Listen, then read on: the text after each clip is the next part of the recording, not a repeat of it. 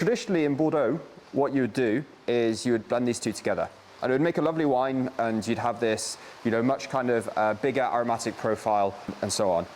We decided to keep them separate this year. We think they're so different, they've got so much interest on their own accord. We're going to keep them separate and sell them as two different products. That's not that traditional for Bordeaux. Like I said, most of the time people blend wines. That's the tradition here, it's what it's known for. In Burgundy and in other regions of France, you tend to have more of this single vineyard approach where you bottle your vineyards differently. So we've chosen to go down a little bit of a different route, and that's really driven by the product. I think there's a bit of a misconception that soil types and vineyards and what we call like terroir in winemaking has a little bit less of a focus historically in Bordeaux. But it's not entirely true. I mean, you look at some of the greatest chateaux of the region, they're named after the places where the vines are. You look at somewhere like Montrose in Saint-Estèphe, which is a fabulous wine.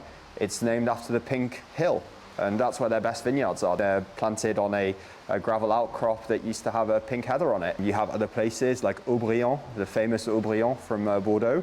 Haut-Brion is the name of the hill where Haut-Brion is made. So, historically, Bordeaux has always had this connection to specific soils, to specific places where grapes are grown. And that's something which, really interests us.